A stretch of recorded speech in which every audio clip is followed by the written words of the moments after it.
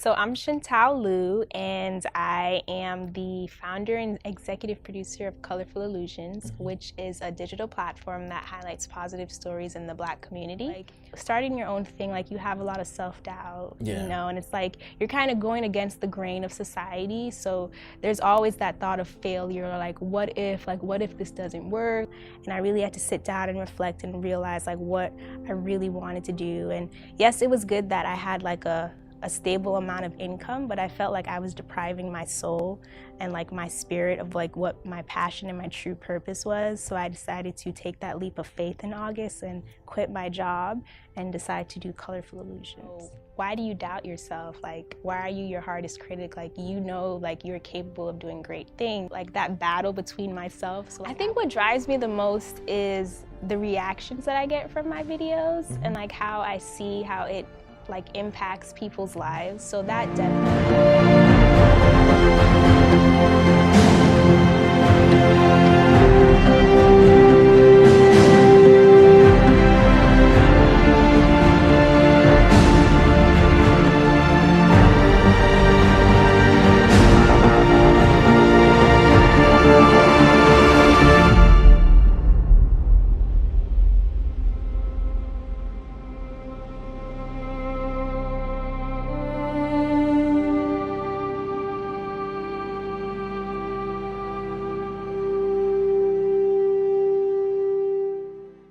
How's it going, everyone? Thank you for tuning in to the Unlimited Power Show. My name is Edouard Gilles, and today I have the pleasure of introducing to y'all the one and only Chantal Lue. Hello, hello. Hey, nice thank you to for meet coming you. to the Of course, show. no problem. I am real. You gotta show the t-shirt. Oh yes, of course. I am real.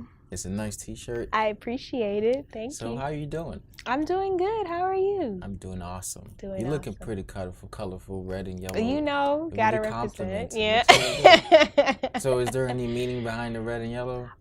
These are actually my favorite colors, red and yellow. I think they go really well together, especially against black skin. So there's no meaning. I just like wearing red and yellow. So I decided to just put it on both today. I like it. I love blue. Oh yeah, I see. Yeah, there you go. So, why don't you give us a quick little introduction about yourself? We start with, well, who you are, where you came from, what you do, and why you do what you do. It's pretty much the sum of what your introduction. Okay, so a quick life story in 1 minute. So I'm Chantal Lue, and I am the founder and executive producer of Colourful Illusions, which is a digital platform that highlights positive stories in the Black community. I started the platform back in 2016 during that summer where the racial climate in America was very tense. Philando Castile and Alton Sterling, those were two deaths that were publicized due to police brutality. And I saw how it was taking a toll on my loved ones and my close friends that were surrounding me. So I wanted to do something in an effort to kind of be like a beacon of change, a beacon of inspiration, and to kind of negate from the negative that was going on in the media and display the positive that was going on in the Black community. So hence Colourful Illusions was born. And then I was doing that, so from the summer of 2016, I was still kind of doing it like as a hobby. It wasn't like a full-time thing because I was still working on the side. But the more and more I got into it and saw that the change that it was affecting, like evoking in people's lives, and really beginning to understand that this might be like my true calling, what I was placed on this earth to do, my passion. And I decided to take that leap of faith last year, August, and decided that I would pursue Colourful Illusions full-time. So that's what I've been doing ever since. It's awesome. Thank you. So you went to college. How was your experience going to UM? Oh, it was great. I love UM, you know, gotta represent for my Canes, you know, it's all about the U. But it was great. What happens when I do this? Ooh, we're not friends. I'm joking. I have friends that went to FSU. It's all love. But I loved UM.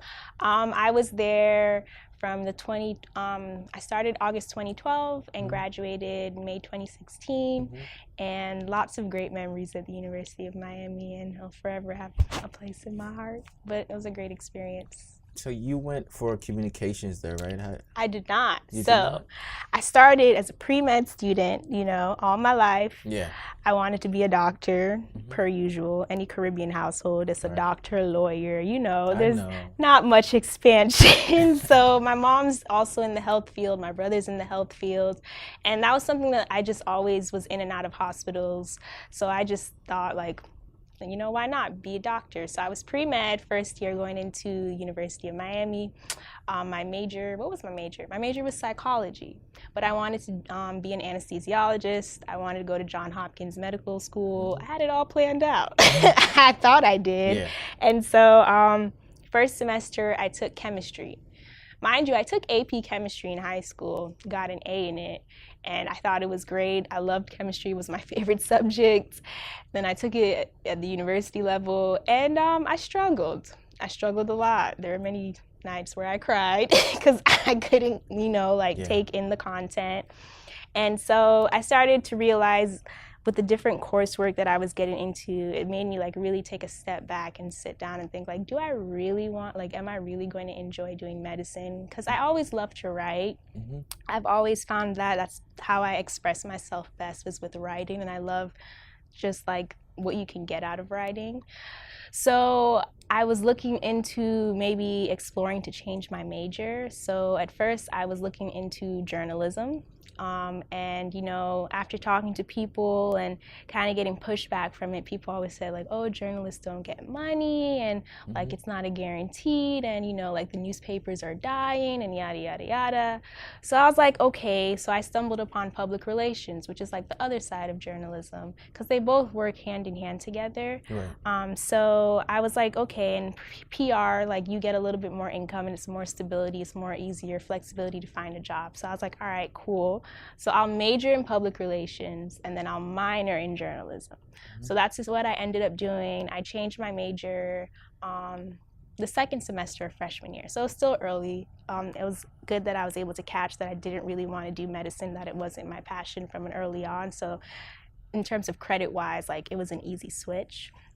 But it wasn't until my senior year, I think, fall semester senior year, where I was like, I don't like PR, because I did like PR internships. And so like basically the goal of a PR, a publicist, is to work for a client and try to get them like exposure, Right. things like that. So you're always reaching out to journalists to like cover your client. And like every time I was at the PR internship, I was like, wow, I wish like I was on the other side of this email. Like I wish I was the journalist and they were reaching out to me and I got to choose like what story I could cover. So of course, but by senior year journalism, to switch the major, like it was no point. Like it would kind of like prolong my process and prolong graduation. So I decided to just thug it out and stuck with my PR major, and then I was going to go get my master's in journalism. So I applied to schools. I got into Georgetown in DC, and I actually ended up moving to DC. So the summer of 2016, I moved to DC for journalism to go to school there. And once I started classes at Georgetown, I realized that a lot of the curriculum was repeated of what I had learned at university. So I thought that I would just save $30,000 and not, incur any more college debt. Right. And Smart. right, so I withdrew within that time period where I could get all my money back, and I decided to just start working in journalism and just, basically getting that experience, because I feel like when you are like a communication major, like it's all about that experience and like learning hands-on in the field that you want to be in. So I decided to move back home, and I worked at the Miami Times for about 9 months, which is a local South Florida Black newspaper. Right. And so I was there, I was the digital coordinator, and that's when I was still doing Colourful Illusions on the side, but I noticed that the better I would do at the Miami Times, the worse I would do at Colourful Illusions. So it was hard for me to give both things my all, and I really had to sit down and reflect and realize like what I really wanted to do. And yes, it was good that I had like a stable amount of income, but I felt like I was depriving my soul and like my spirit of like what my passion and my true purpose was. So I decided to take that leap of faith in August and quit my job and decide to do Colourful Illusions. I don't know. I feel like I didn't answer what question you had. I feel like I kind of went on a tangent. So No, but it was a great tangent. Okay. sometimes you deter. It's not for deterrence. Sometimes works. Right, right, So you were yeah. saying that you quit your job. You know, a lot of times there are people right now graduating, and it's tricky to get into work, and you're not. A lot of people don't even get into what they desire, or even Right, utilize their degree, right, right. or have the leap of faith to step out and start their own thing. What was the initial reaction that you got from, first of all, yourself, your mentor, Myself. and then from people? So I left my job in August, but I Right. would say like it really started like maybe back in March, like that battle between myself. So like I was battling for months, like I don't know what to do, like, you know, praying about it. And what it was this, and I wrote the quote down in my phone, but it was basically this quote that really stuck out to me, and like it left me like in the verge of tears. And that's when the quote was basically saying like, you know, why do you doubt yourself? Like, why are you your hardest critic? Like, you know, like you're capable of doing great things. And it was a quote said by an actress that won an award. And like at that moment, that was kind of like a turning point, because I just saw how like my body was reacting, and I was just like, I felt like it was meant for me to see. And so that's when I really started to like, you know, stop that internal battle and just trust, and like trust in my faith in God as well, that He will provide a way, you know, He'll make a way out of nothing.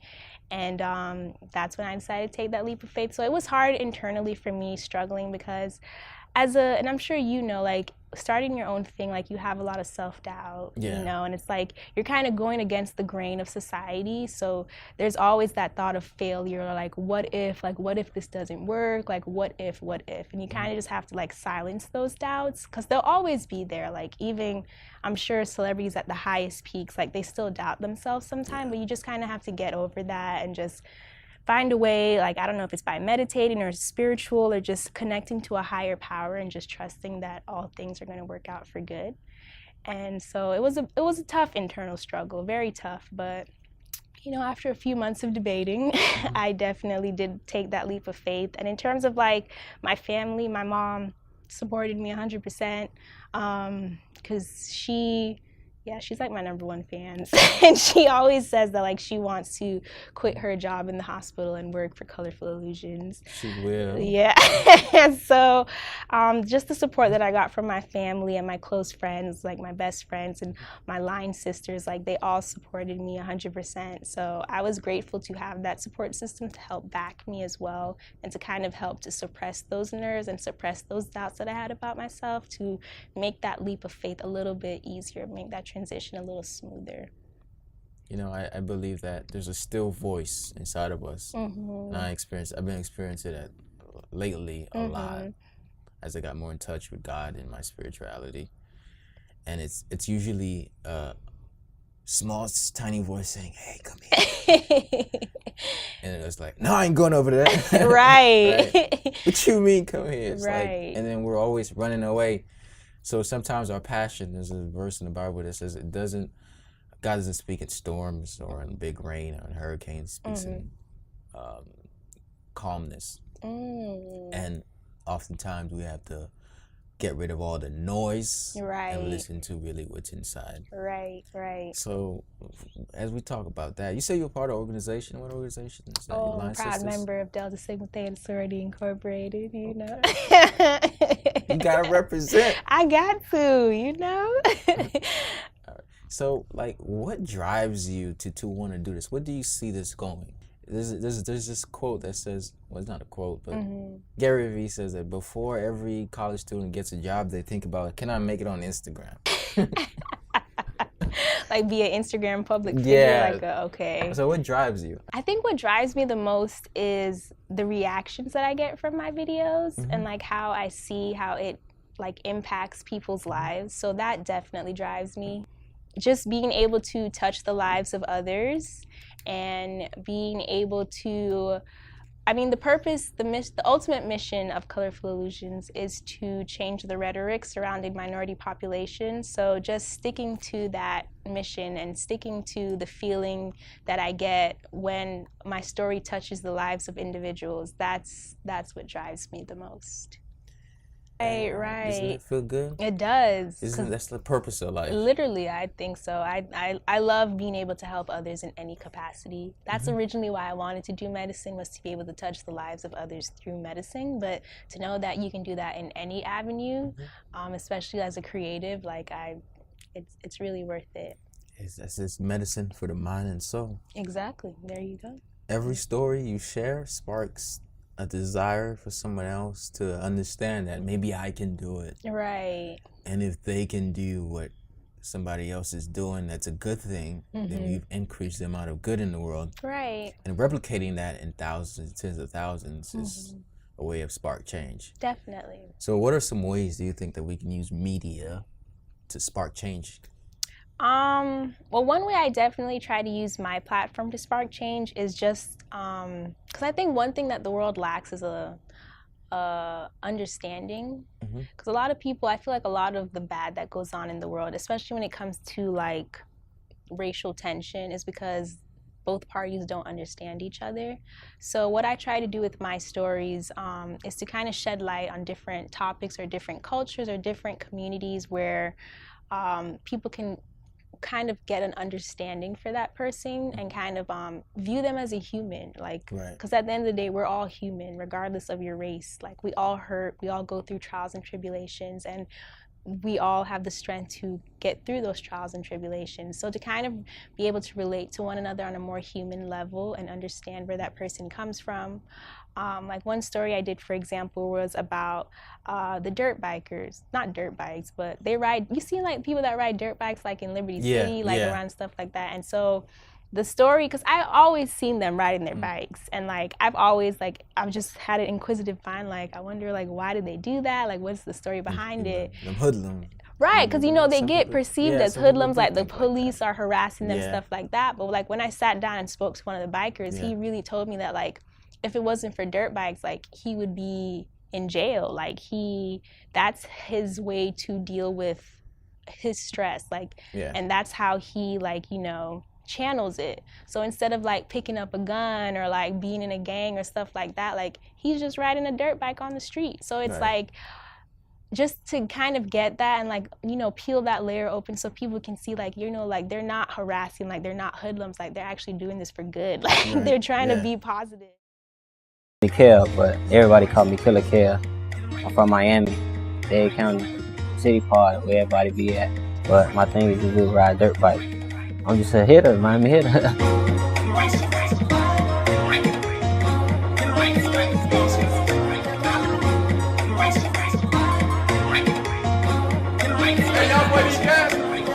Some people ride every day, some people ride like some on the weekends, sometimes they ride throughout the week. And Sunday, that's when I just like to meet up with everybody. That's when everybody meet up with each other. Started like, it been used to be like, everybody used to ride. It used to be like the city, and you go up to Carol City, and then you got the Carol City, but now we have Broward come down and meet with us sometimes too. So that's why we be getting bigger. Some of us like, we always like friends from childhood. Some of us just met each other through dirt bikes, and we swore we knew each other for years, because how close we'll get. Just from being in that, like some of them, they like almost a brother to me. Like I look up to them, or they look up to me. We link up, everybody link up with each other. So we'll be like, "What we riding at today?" And they'll say, "Oh, we in the city, or we in Broward," and we just have competition, a friendly competition. Just like who can keep it up longest and do their trick without dropping the bike. Like throw it up, nigga. We just look at each other and just go to playing it. It give me a rush, like when I get on them. When I get on them, I just like to have fun. And I just be smiling and laughing. Even if I fall, I get up laughing. I be like, dang, how'd I feel? I be like, dang. I don't really know why they don't like us, because we don't, what they probably do, they don't probably like us because we run the lights and stuff, but I be telling them, like, we stop at the light and let everybody catch up, and then we take back off. We don't have no problem with them. We just do our thing and ride. We just trying to give a positive message. We ain't trying to say we doing nothing violent. We just trying to do something good. We just trying to do something good on Sundays and on the weekend. Because if we out in the streets, just doing stuff, we gonna get in trouble. So we might as well just ride on the bikes and stay out of trouble. people's out of trouble for a little bit. It made me more calm. I ain't gotta go out and do nothing. I could just, when I do get mad or anything, I just get on my bike and just ride. I don't know, I'll probably be riding till I'm old. I'll probably be, my son, I'll probably get my, I know if I have a son or a daughter, I'm gonna get her one. I know they gonna like it, probably. If they gonna see me riding a lot, they gonna get into it. Their own way. So that's basically one way I feel like media can definitely spark change, is just being able to reveal the truth of like everyone and just be able to have a better understanding with one another and open up doors to different communities and cultures that you never knew about before and have some sort of appreciation. So that takes like being open mind, being non-judgmental. Right. So that's one story. What are some of your like top stories that you thought was really inspiring to you and to other people? Ooh, that's tough. I like all my stories. I know you but do. Some ones that I've gotten really great feedback on is the dirt bikes was a good one, on Coach Carmen from Miami Northwestern girls track team. Lady Balls on 3. 1, 2, 3. Lady Balls! My name is Coach Carmen Jackson. I'm a dean at Miami Northwestern Senior High School, and I'm also the girls' head track and field coach. My high school coach, her name is Ms. Lulabelle Smith. My freshman year, she called me at the end of the year and said that she would be leaving Miami Jackson, going to Northwestern as the head coach. And I said, why would you do that? Because Miami Jackson and Northwestern is a rivalry. And she said, well, it was a better opportunity for me, so I'm going to be over there. But I reached out to you because after you finish college, I want you to come and be the next head coach. I said, that would be a no. I was not going to Miami Northwestern Senior High School to be the head girls track coach. No, that's a rivalry. But as you see, that no became a yes. So when I graduated in 1980 from Jackson State University, I came on as an assistant coach. I kind of shadowed her for 5 years. So I learned everything I think possible. So when she left me that last year, the transition that I made from assistant to head was a very easy process. It took some time to develop the program to where it is now. A lot of times, you know, you get kids who come out for track and field and they think it's like run for fun, where that was never the goal of Northwestern. So I had to make sure that they were developing in the classroom and on the track. The demands had to be great. I set the standards high. I expect every kid on my team to be 3.0 or better. If they're not 3.0, they need to be close to it and work towards becoming a 3.0. That way they're always in scholarship position. They're always that elite kid where the coach will come in, look at the transcript and know that this is a solid student. They'll be able to go to college and be able to stay there for 4 or 5 years. Of course, it's going to be fight back when you're dealing with young women.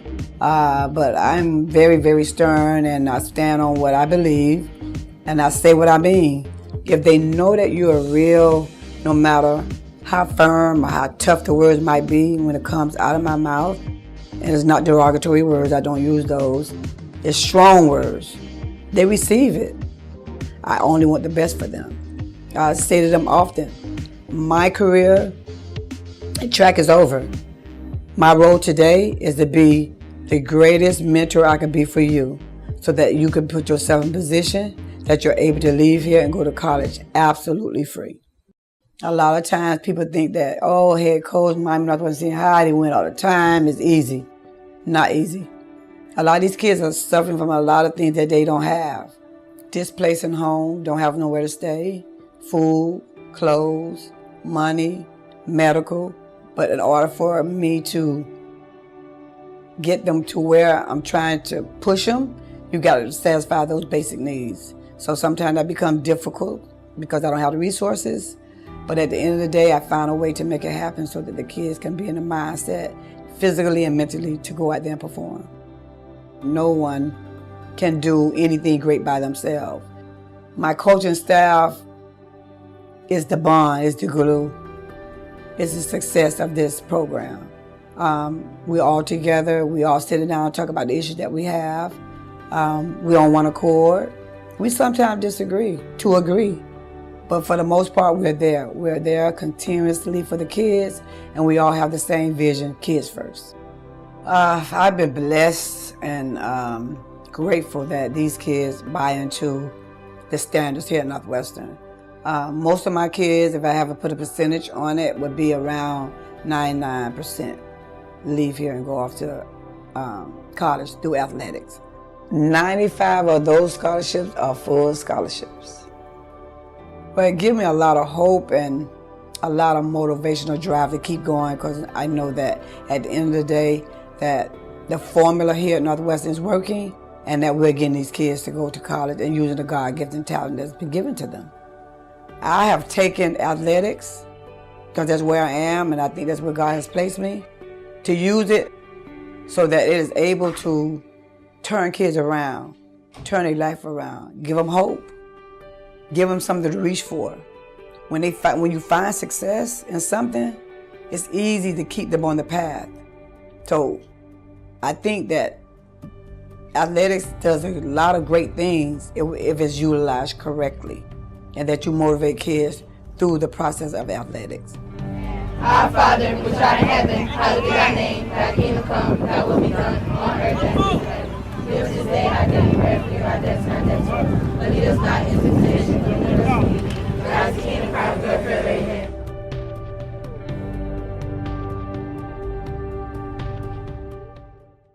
I did one on an artist in Liberty City, Marvin Weeks, a visual artist who he's responsible of a lot of the portraits in Liberty City. There's nothing like really connecting to people from the people realm, and murals are one of those aspects that does that.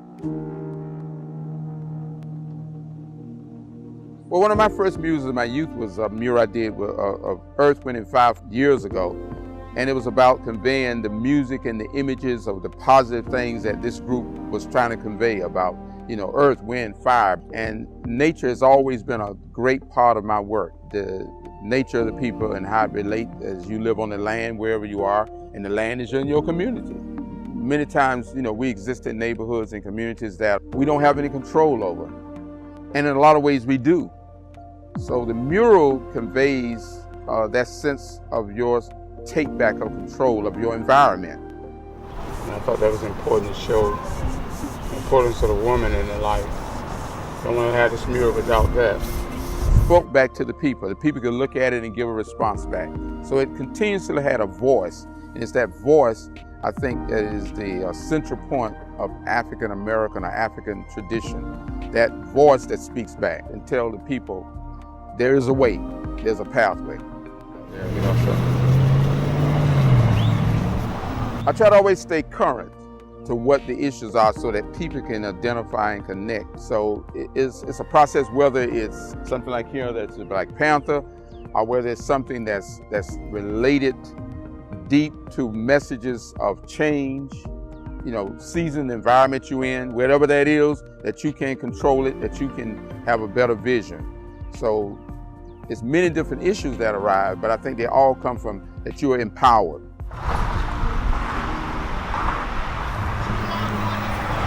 A mural for the whole school. You're doing it for the for Charles Lue, right? So I know what to put when I post it. Yeah, for Charles Lue, and for the better community and developing Broadway artists. Yeah, helping with the Art Deco thing. Right. I understand that. I appreciate that. Right. What brought me to Liberty City was there was a white gentleman when I was on Miami Beach, on South Beach at the time, before South Beach became the South Beach it is now. And I painted up and down Lincoln Road, and there was a gentleman asked me, said, "What is a guy like you over here painting from Liberty City?" And I said, "What is Liberty City?" I didn't know Liberty City at the time. So that intrigued me to say, let me come and see what Liberty City is about. And I saw that this area was looked at as, some marginalized area. And that piqued my interest to see the richness that was here. Because out of that comes all the culture that we have, because this is the cream of the crop. And no matter where you go in South Florida, they were down Liberty City and Overtown and places like this, but this is the source. And if you don't take care of this and save this, then you have destroyed everything that we are wherever we are. Some of my murals are still around, some has been removed, but it's all about that whole path, that journey of looking back at your body of work and what your general story has been, that the work speaks to itself, it has a voice, it's speaking something, it's talking about the greatness of our people and what we have capable in our own neighborhood. Your own environment can be changed. I think those are things that resonate throughout my work, no matter what it is. And work is not always about what stays visually, but it's the impact it left. It's all about what you're trying to present as an artist. And that's the image that stays with you, with your body of work or what you're about.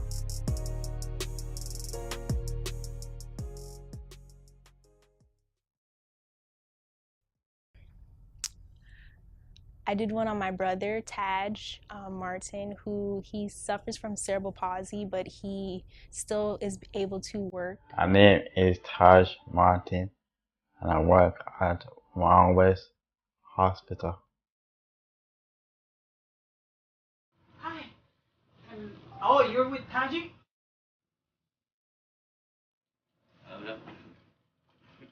Eat until 11:30. Put stuff in a bag, stuff from hospital.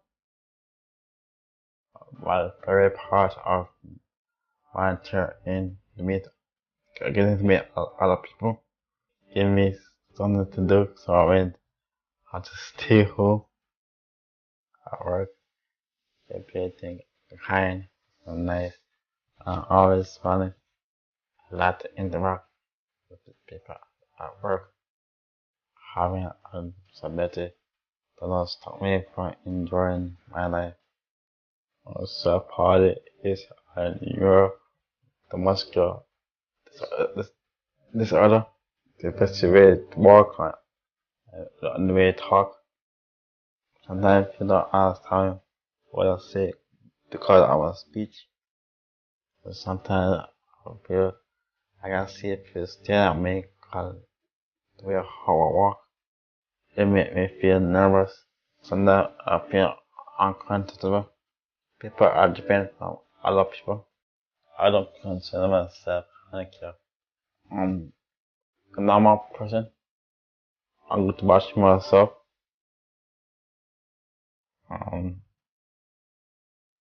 Brush my teeth also.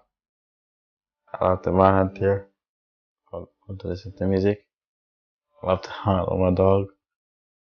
I want to get married. Oh, in Jamaica. That's how I travel. I get to go to the task bus and talk and walk.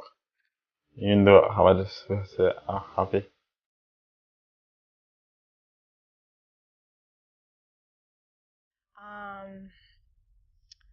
So many. You're gonna list all of them. I know, right? I told you they're all my favorite. They're all my favorite. So how do you find these stories? So a lot of it is just me going out and being nosy and like finding different things that just a lot of times things that just kind of excite me or like make me like ask questions, like want to know more about it. That's how I find it. A lot of the times it's word of mouth and referrals. Like people will come to me and be like, oh, like so and so has a great story, like you should check them out, things like that. Or even just like me just surfing social media and like find different pages and profiles. That's how I find it as well. That sounds about the same thing I do. Yeah, there you go. Pretty interesting. And what were the first steps you took to start your brand and your platform? The first steps I took, definitely like, you know, the beginning things like a logo and like the name and like my slogan, things like that. And then I used a lot, like my first couple of interviews were all people that I know. So like my line sisters, my mom, like my friends. So just using the close circle that I had to kind of build that content.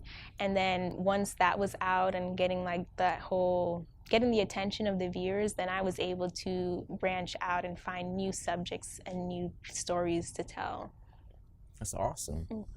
So now that you gotten to this level, what is the next level that you're trying to attain, and how can people help you achieve that? Ultimately, I would love to be on Anthony Bourdain's level, where I'm able to travel the world and have a special on CNN where you guys can tune in every Monday at 8 o'clock and watch the new episodes for Colourful Illusions, and just be able to go around the world exploring different cultures and communities and highlighting the good, because I believe that there's good everywhere in this world. And so I feel like it won't be hard to find those stories across the world. So just being able to highlight different things that are going on and that are contributing to the goodness in the Black community especially. Or maybe I think a Facebook watch show. Hello, would be yes. Really dope. Yes, definitely, definitely. Maybe your own red table talk. Exactly. I love that show. So yeah, That show's definitely. really dope. Definitely. It's new platforms. I really like it. Thank you. You got all of this going on for you right now. How is it making you like happy day to day? Do you think that you reach life's satisfaction, fulfillment through this? You know, and it's so funny because I just had a talk with my mom about this the other day, and I would say yes, like, because my pastor once told me a couple years back, like, the goal in life is to be content. Because, you know, like, you can have all the money in the world, you can have all the riches in the world, but, like, if you're not content within your spirit, within yourself, like, you're still lacking and you're still going to want more and more. So I would have to say, with Colourful Illusions and the work that I'm doing with Colourful Illusions, it definitely makes me happy. It definitely gives me that self-fulfillment. I'm at a place where I do feel content in my life, and it feels really good. You know, like, I may not be a millionaire and things like that, but just knowing that the work that I do, the work that God is using me to inspire other people, definitely gives me a sense of peace within myself. So I would have to say, gladly, yes, I am happy day to day. You definitely have rich spirit. Thank really you. Good vibes. Thanks, I appreciate it. How do you keep that aura? I try to stay positive in all situations. Definitely being rooted in my faith. I do my morning devotions every morning. Yeah, I have a devotional book, Jesus Calling, and so every day you can read a message that, you know, I try to like correlate it to what's going on in my life at the moment. But definitely, you know, over the years, just learning to be patient. I think that definitely helped me a lot, because in the beginning stages, I was very impatient, and I was always anxious and didn't know like how this was going to go. But now I'm kind of just like in a position of rest and letting God use me at His will, and that definitely helps to center me, to just know that, you know, what's meant for me will be for me. And yeah, just also, you know, I try to laugh every day, you know, laugh at funny things on the internet that keeps me grounded, and, you know, watch my shows and just have, you know, take care of myself mentally as well. What are some things you do to take care of yourself mentally? Other than my devotion, what else do I do? You know, spending time with loved ones. The Office. That's my like. You like The Office? Yeah, I love The Office. You start like into like dry humor?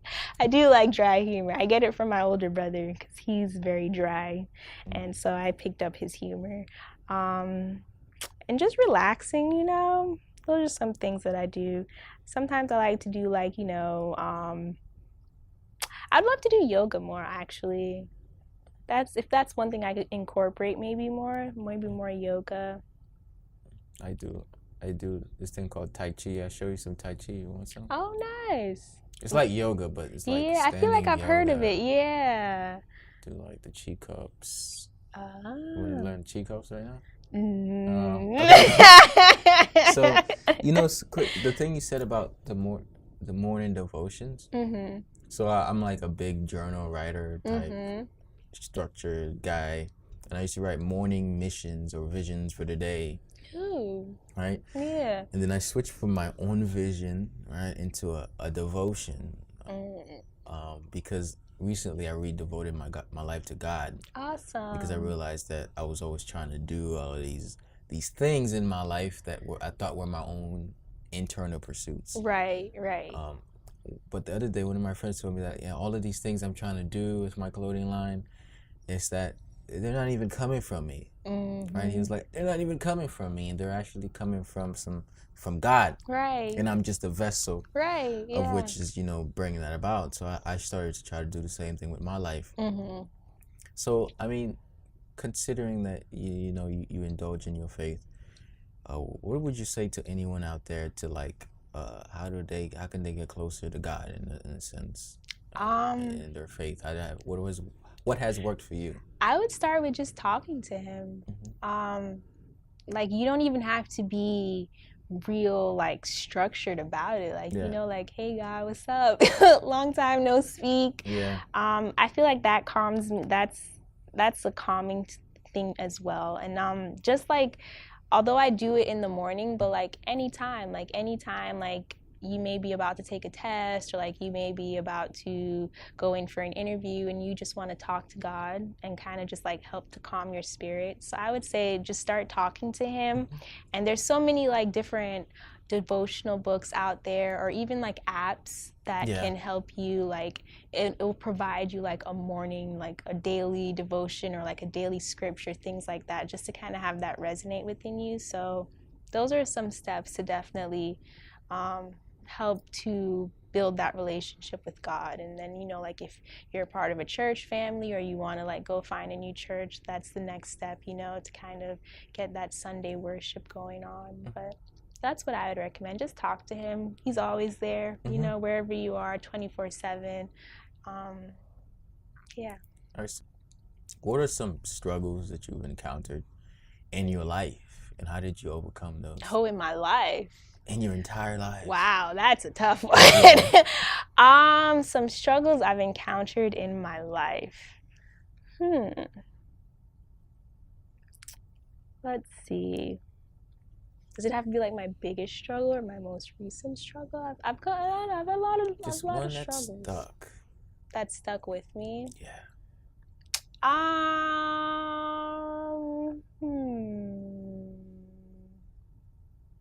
I guess maybe the feeling of like insecurity, and especially I feel like with me starting Colourful Illusions, that really highlighted the insecurities that I did have about myself. So that's one struggle that I definitely struggled with. And then what insecurities? Just like feeling like you're not good enough, maybe. Yeah, I think that's it. Feeling like I wasn't good enough, or like feeling that just the thought of like failing. Right. Because I'm really hard on myself. And like even all throughout like schooling, like I was very hard on myself. I always strive to like be the best that I can be. And just that fear that maybe my best wasn't enough. So definitely with Colourful Illusions and me being on my own, that highlighted it a lot. But it was also good because I was able to deal with it. Right. So that's definitely probably one struggle. And with that, how did you overcome? How did I overcome? Definitely I started doing positive affirmations. So like and that kind of like branched off of I am real. So like that's the slogan for Colourful Illusions, is I am real.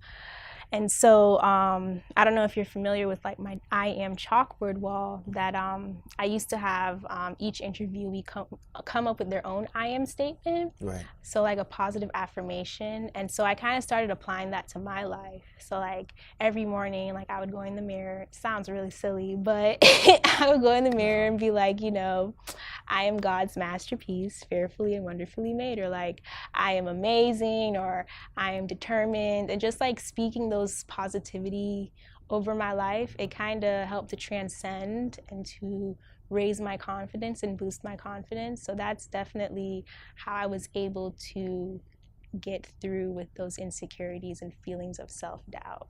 Beautiful. Yeah, I do the same thing. Yeah. I record it. Yeah. Oh, you record it? See, there you go. Don't be afraid to do things that may seem weird. Right, because if it makes you feel good, that's really all that matters. That's what matters. Yeah. So, I'm Real. Tell us about the shirts and the products that you have going on right now. Yeah, so I have my I Am Real t-shirts. They're actually all on sale right now. It's 25% off. They're $15, and you can purchase them online. So just like a way for like It's just t-shirts right now, and it's kind of just like a statement, a bold statement that you can wear proudly when you go out into public, and just reaffirming that, you know, despite my skin color, despite my race, gender, any of that, like, I'm still a human being and I should be treated as such. Right. So that's basically why I started the t-shirts, just to kind of reaffirm that and to make a public statement.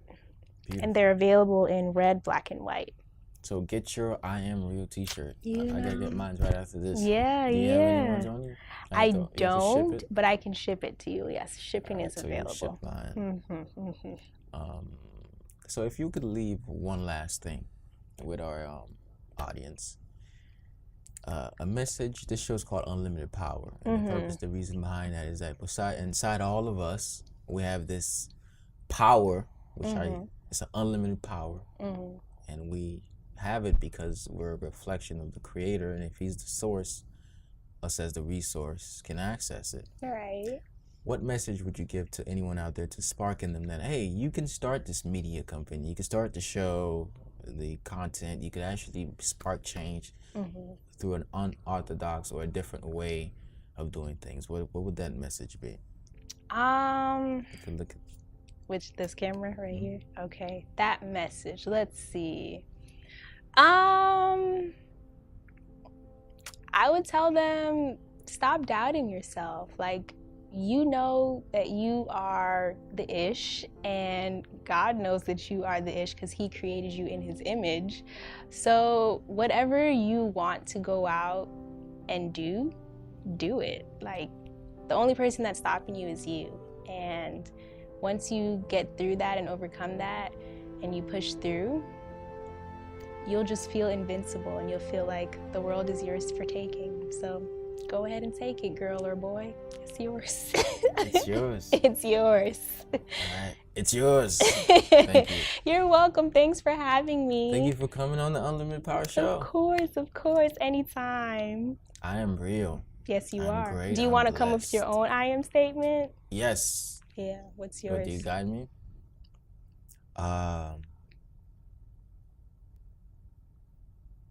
I am a fisher of man. That has been my new thing. I like it. Very nice. And what are you?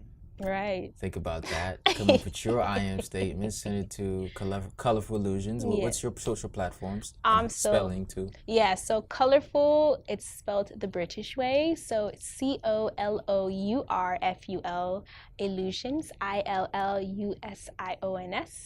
And that's my Instagram, and website is colourfulillusions.com. And then Twitter was Aggie, and I couldn't put all the letters of Colourful Illusions. So it's Colourful, COLOURFUL, Ushun, USION, Colourful Illusion. And then Facebook's Colourful Illusions as well. All right. And thank you for tuning into the Unlimited Power Show. My name is Edouard Gilles, and Chantal Lue is here. And I want to remind you that you have the unlimited power in you to achieve whatever it is that you want. But until you believe that, the world will forever miss your talents, your gifts, and all the great things that you have to offer. So let your light shine. Don't hide it. Don't dim it. Stay colorful. Oh, that was great.